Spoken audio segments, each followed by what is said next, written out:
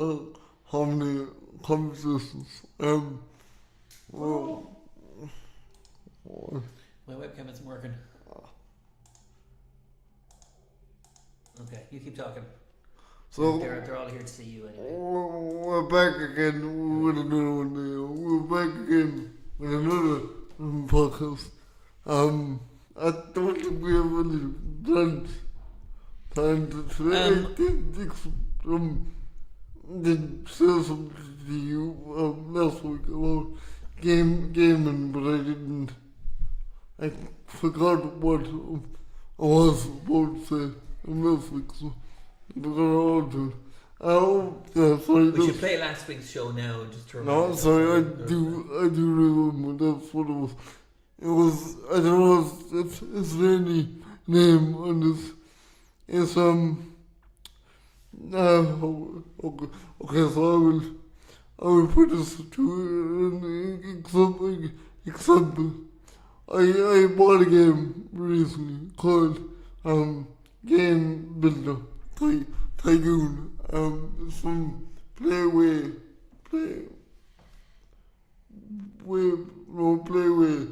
software, I think. I could be totally wrong. But, pretty much what I do is you build games.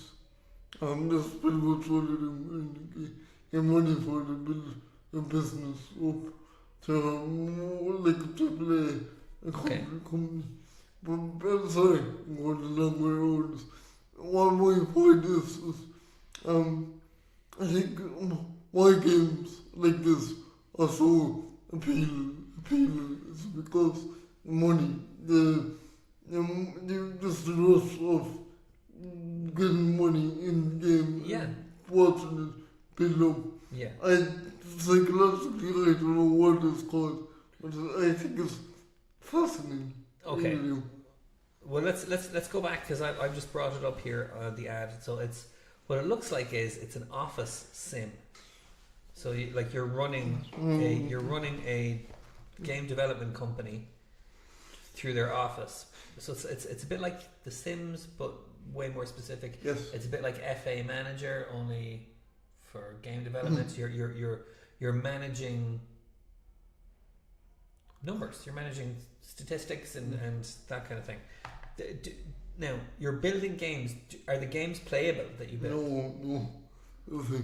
What I do is you just picking genres and teams and marketing also.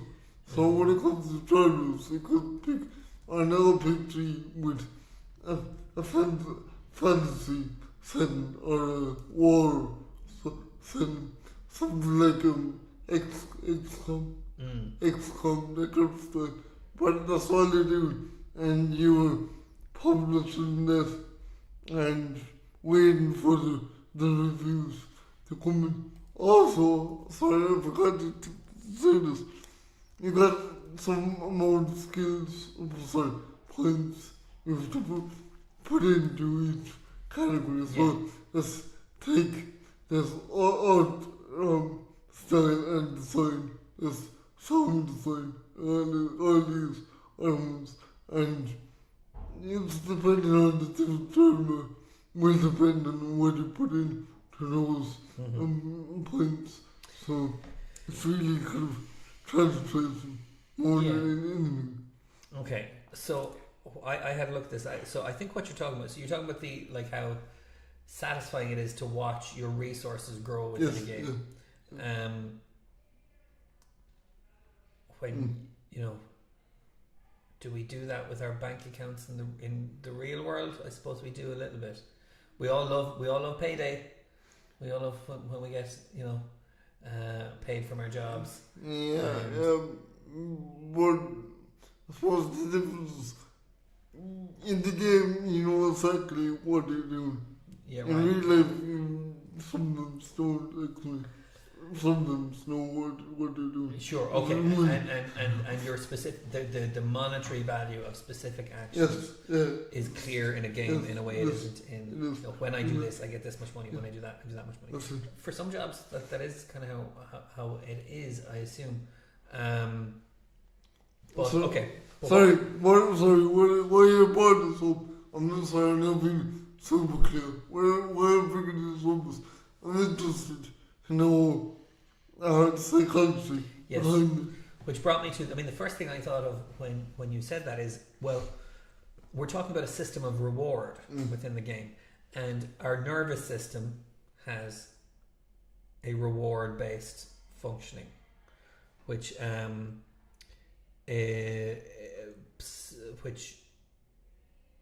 works around the neurotransmitter dopamine. So this isn't psychology, this is neurology. It's the idea that when we feel success, or now success rather than like pleasure, like it's a reward thing. Well, we get dopamine from pleasurable activities as well. But when we feel success, we get this little hit of dopamine in our brains, and it makes us feel good. It makes us. The thing about it is, once you get that hit of dopamine, your body wants more, so you seek it out. This is why we try to get better at things. This is why we try to, get promotions at work. This is why we try to, I know, say things that make our friends laugh. Like these little things are all like they're dopamine hits, and there's different kinds of dopamine hits. So the thing about dopamine in video games is that managing that dopamine, that reward system, is part of game design, because it's the thing that brings you back to the game. So if a game is too easy, that's close. yeah. So they actually made the game to actually spike people's dopamine. Right, but you have to spike it the right way. If you spike it too much too soon, it's overwhelming. If you spike it if the game is too easy, you'll get an initial hit of dopamine, but then it goes away because the game is too easy. There's no challenge. If a game is too hard, beating that one, like this is why all the Souls-like games, the Dark Souls games and Bloodborne and Elden Ring, like that's why I find them so unappealing, is because the dopamine hits are few and far between, or at least they're out of my reach as a player. You know what I mean? Like I can see what I'm supposed to do, and if I really work hard in it, I can do it. But at that point, it just feels like too much work. Yeah. So I'm not getting that dopamine hit. Then you have, so there's instant dopamine, which is Mario jumps on the guy, ba-ding, he gets he gets a gold coin, and that sound, the sound of the gold coin in Mario again hits that part of your brain. It's like ba-ding. Oh, I love that. So like let's have more of that, and that's instant gratification, and that means, and with the onset of now like touchscreen games, the iPads, where it's literally just tap the screen and you get something. Like there's no gameplay, there's no challenge, there's no mental process to the game. It's literally just colours and sounds. That's instant gratification. Then there is what is called here intermittent reward, which is if I wait or if I do this thing right and it works out, there will be a reward later on. So like there's the anticipation of the reward, and then the game structures how you do that. It might give you a certain amount of control over that, which again invests you. So yeah, like I mean, this is all part of the. So they really built the game really well, because everything is surrounded by the dopamine hits in the right way, in the right order, because they have put in I think 3 different difficulty levels: easy, normal, and difficult. So again, that's for all players to experience. Even the point system they put into it, to put in points and different things. Again, it's that knowing you're doing everything right and knowing afterwards you're gonna get the money, in-game money Yeah. you want to get. And this is one of the challenges with role playing games, because some role playing games they have choice based elements that you think you're in control of, and then you play it through with slightly different choices, and it turns out exactly the same way. Like, and you realize then those, and that can really sully a game, like, because it takes away that sense of something interesting happened, which is why there are very few really good actual role-playing games where the things you do matter, and failure has a cost. That's the other thing in these games, like that, like there's the cost of failure in these games is what brings you back as well, because you just want to break even. Then the game is making you feel bad, so you want to beat it so that you just break even. It's not all about just dopamine and dopamine. I wanted to give an example of a game that's weird in terms of this stuff that we're talking about, called Frostpunk. Have you come across that game? I did. So Frostpunk is set in a alternate past, so a steampunk past, but where there's this global event that freezes the world, and people have to create these communities in sheltered areas and build like steam generators, and they have to mine for coal and harvest wood and stuff like this. So it's all standard kind of X4, similar to X4, maybe not as complex as that, but similar resource management game, but with a very cool kind of story to it. And you see this community, and you see the little guys walking around, but the whole thing is like the community is always one bad event from just everybody freezing to death. And it's hard to enjoy, because you're not trying to make good things happen, you're just trying to stop bad things happening, and it's hard to get that dopamine hit from a game like that. That sounds like XCOM. I didn't like XCOM because of that one, multiple reasons, but that one reason. You're trying to stop something bad happening, and the clock has counted down, and when that happens, okay, I have to do this, Yeah. It's stressful. So and this is the thing, like dopamine is actually, because if dopamine is the neurotransmitter for reward, I think cortisol is the hormone we get when we feel stress. So I'm gonna Google a relationship between I should know this, cortisol and dopamine.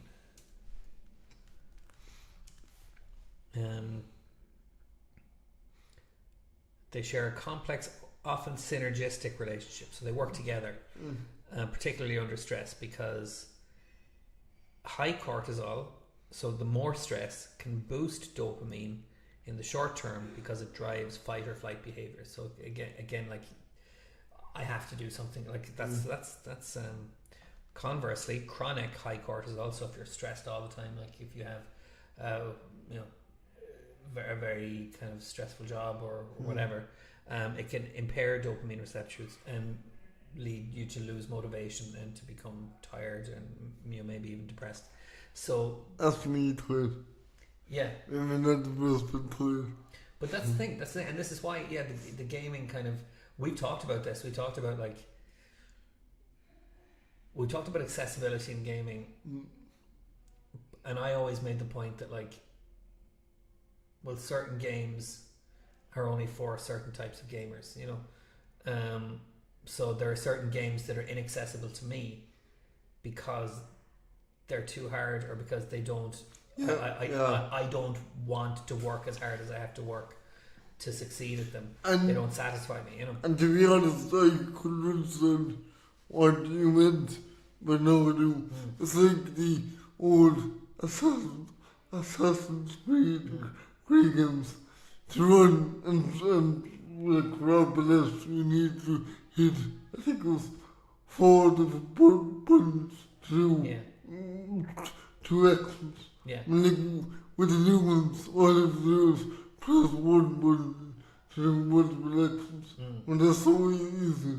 They're so easy to do. Yeah, So, but not so easy that it it takes you out of the game. Yeah. You know? Like I loved the Batman Arkham games because I just felt like they were paced so well. You know, like every time you were everything was starting to get a bit samey, something new would come along. But also, you genuinely felt like you were getting better at playing it. That there was a skill element to this, and then a load of other games came on that had very similar mechanics, and like God of War was one, which I never finished because it got that balance wrong. The game got too hard, and then the stuff you could do within that game wasn't varied enough to make it interesting. But now, for other people, they might disagree completely. Then Spider-Man came along, and that was, except for the traversal, like a lot of the kind of very kind of fanboyish stuff, like swinging through the New York and stuff like that. The combat was so similar to Batman that it didn't feel fun. So you would love Odyssey. I might. Do you know what? Really would. I might, but my bad experience of the first Assassin's Creed game genuinely affects my. I avoid it. It's not like the war games. It really is simple. So That's fair enough. That's fair full RPG. I love it. I am playing Shadows of Mordor, which is the game set in the Lord of the Rings universe. I did what I thought it was a war game when it wasn't. It's not. No, it's very open, and it's very like you're going across battlefields where other battles are happening, and you can get involved or not get involved. Like it is very immersive, and this game again is very like Batman in terms of its fighting system, combat system, but not in a way that bores me. I really like this game. Like I really feel like that's and I have to kind of it's not very Tolkien-y. It's not like I have to tell myself it's not actually a Lord of the Rings game because I don't that it's just a fantasy game with certain familiar looking monsters. But yeah, so that the fighting system is almost exactly the same as Batman, but they present it to you in a way that and it reinvigorates it. But like, why don't they games companies like was for actors? Why don't they actually do this? Why don't they build the games around people's dopamine? Because clearly they understand this. Every game company should have a clear understanding about this. Well, for Access made the Midnight Suns game. Oh, that was good. I loved it. I had the right level of combat and how difficulty and going in your own pace. Yeah, no. Unfortunately, I'm stuck on it. I've been stuck on the same point of the PlayStation 4 game. What point is that? It's just literally like the level of the missions now. I can't seem to pass any of them with my characters at the levels that they're at. Mm-hmm. Yeah, I know it might again just be that I've kind of lost my touch with the game, and I'm not being as kind of deeply strategic as you have to be but I'm just losing every battle, and it's not fun anymore. And I want to know the end of the story. And what difficulty are you? Normal. Oh no, because do you know what? It hikes the difficulty on you as you get if you go through the early missions too easy. So maybe I do need to lower the difficulty. No, I would say. But it tells you now from this. Would you like to go up to this level because it looks like you were getting through these battles too easy? I would say on easy, or no, just to get into both. Oh, for sure. Then increase the difficulty. Ricky, you've blown my mind here. That is probably what it is. It's that. Yeah, I can lower the difficulty. I would say, speaking of fair access, they also made the Chimera Squad XCOM game, which was promising. But again, it got too hard. I got to a place where I couldn't move a character without him immediately being taken out by I don't know an why enemy. I have learned from XCOM, the XCOM series. I really don't know why they haven't learned from that. Because, I mean, this one's perfect balance, but like XCOM, again, I would love if they made a new XCOM, and this time, make it balanced, so everyone could play it, regardless of what level you are. That would be so lovely to have. Yeah. 'Cause I love the way XCOM was built, but it was too difficult, way too difficult. Yeah, I mean, I know I keep saying this, but then, like, I've played easier strategy games, easier, real-time tactics games. like what? Chaos Gate, Demon Hunters, and then a few kind of small indier ones. And Other Side is another one that's supposed to be very good. And they get it wrong too in other ways. Phoenix Point, I didn't like. I know, I didn't like it. I liked the idea, and I always came back to it, but it felt slower.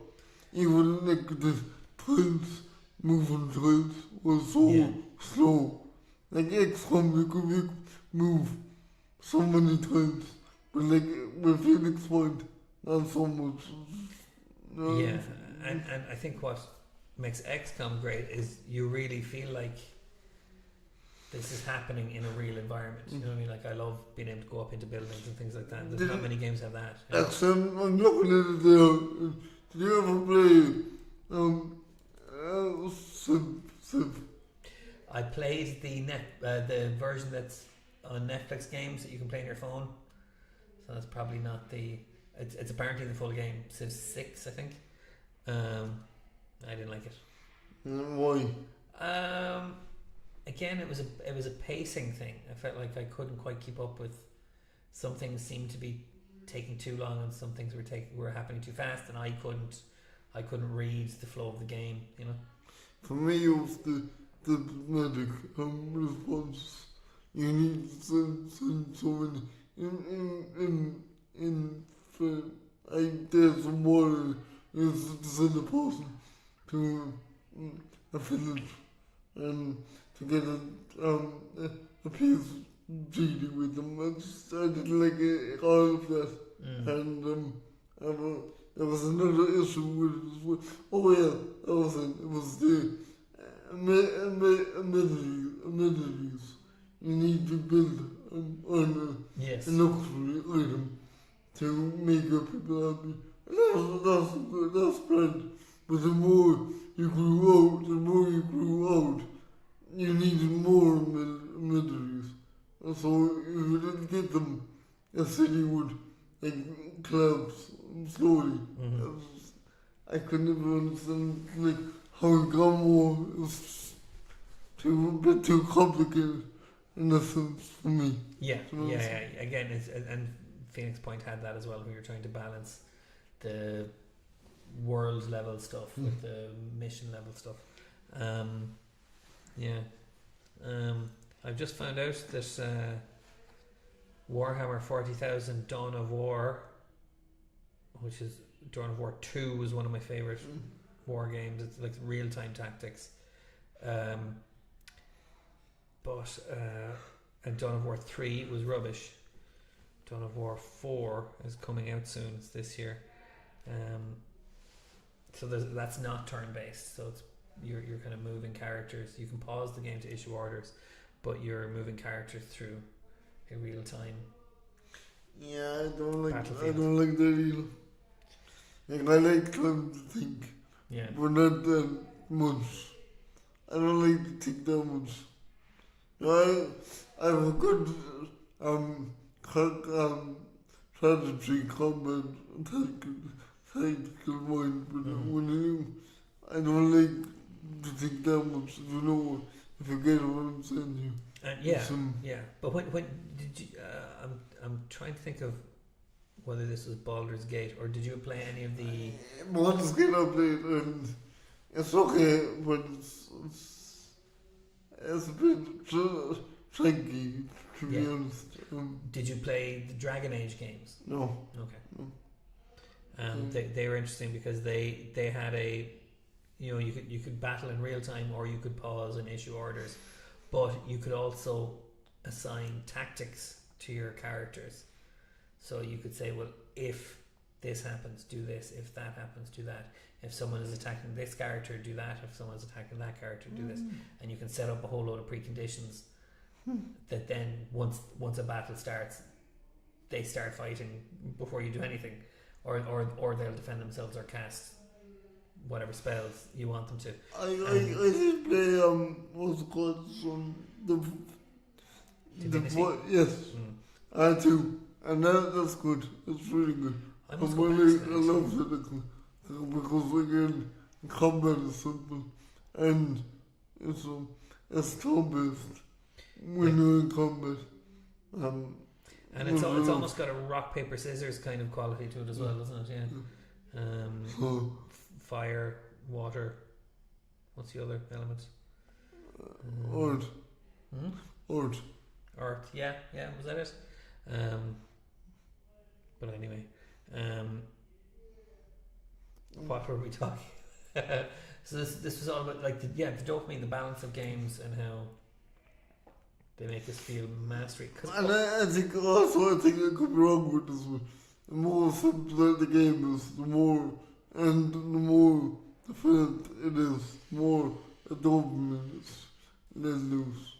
Would you say?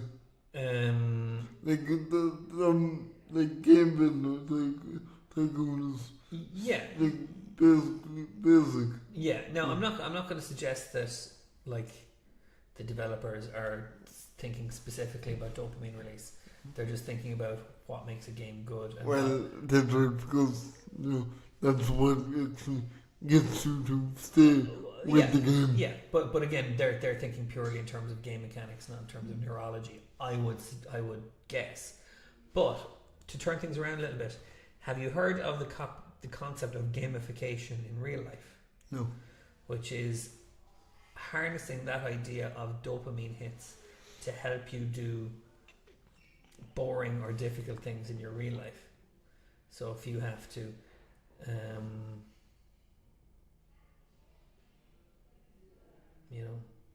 write if you read something that's hard, that's boring, like a policy document or something like that, like you make a game out of it by saying, like, counting how many times a certain word is used.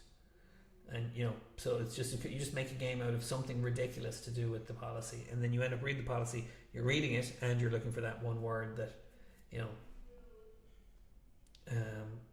might turn up a certain amount of times, and you just keep tally. That's a bad example of it. I mean, the obvious form of gamification would be two people reading a policy and then seeing who finishes first, but they're saying like this, you can harness this idea of dopamine hits in kind of targeted ways in your day-to-day life. What do you think of that? Yeah. Like, do you ever find yourself lacking motivation to do something, and then you have to kind of make it fun? Yeah, a whole lot of things. Yeah. Whole lot of things. But I might have fun anyway to make it fun or to make it more productive. Yes. Okay, yeah. But so would the idea of gamification appeal to you then? Sorry, I do like helping out with everyday tasks. Like we actually we are getting the room painted in an April at the moment, or we're still waiting on the painter. But I went up to stuff and I said, can I help out? And it's like, yeah, you could really take note things. of the one I did, and then actually passed the time, and it was lovely. It was nice. It's nice to just do something I could actually do. And time passes quicker. Yeah. Dopamine, this is another kind of neurological. Dopamine affects your perception of time. Really? So, and this is why they say time flies when you're having fun. Dopamine affects your perception of time. The more dopamine in your system, the faster time goes. So when you make things fun, it's you don't notice the time passing. That's why people spend so much time gaming and don't realize it. You know. There we go. One more thing before we leave. I think people be interested in the cinema. Most. I heard a story, a rumor, go around. There's a new Stargate about to open up on Prime Video, Amazon Prime Video. How accurate is that? I've seen those headlines too. I was never a Stargate fan. I love Stargate. I'm watching back on the old episodes. I'm watching it right now on Netflix again. Fans are worried about Amazon's new Stargate show. Now, what's interesting about this timing is that Netflix has just put up all the old Stargates. Yeah, I'm watching them at the moment. Can you do it without Richard Dean Anderson? I don't know. I thought he was in it though. I thought he was in the new one. No? Maybe he is, but apparently what they're doing is I think it's a reboot. It's not a continuation. So that's why people really? Okay. And it's a bit interesting. I hope they are in it. As well as Christopher. Yeah, it's Christopher Judge. The guy you know, God, the dickhead you play. Gould. What? He was the bad guy, Christopher Judge. No, not the bad guy. Not the bad guy. He was the ex. Gould. No, I mean the game you played. God of War. Oh, sorry. Oh yes, he did the voice. So. Why? He was great actually. Okay, so they're still developing it, so it won't be until 2027 or 2028. So that there's no details whatsoever. I thought he was funny in the God of War. When the young lad, he was like, "Come here, boy." Come here, boy. Okay. Do you want to do a quote of the day before we go, or do you want to just wrap up? Yeah, go on. Why not? Do you remember when the show had a format? Yeah. Okay. Sorry, what was the thing? If he is still alive, not Christopher Judge, but Richard Dean. Is it Richard Dean? Richard Dean Anderson. I always want to say Richard Dean Anderson, like in The Simpsons. He is still alive. He's 76 years old. God. He was MacGyver. That's right, yeah. My favourite show when I was a kid. I never saw it. I told my mother, Stargate. I was like, oh my God, that's MacGyver. I was like, he's a very similar character, kind of deadpan. But anyway, okay. Here's a good. Okay, this is interesting.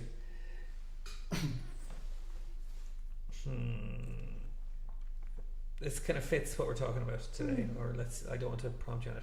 Franklin D. Roosevelt, who was an American president, said, "There are many ways of going forward, but only one way of standing still." Mm-hmm.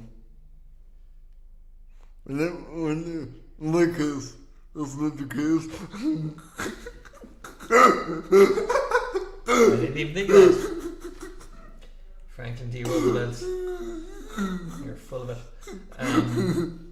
Okay, there we go. That's good enough for me. Let's thank our viewers. I don't even know how many we have. So anyway, look, thanks for joining us today, and we'll be back next week. I won't be with you next week. believe Glenn will be with you next week. That's more than likely, yeah. You've that to look forward to. So, for me, adios. Good luck. Thanks. Everybody.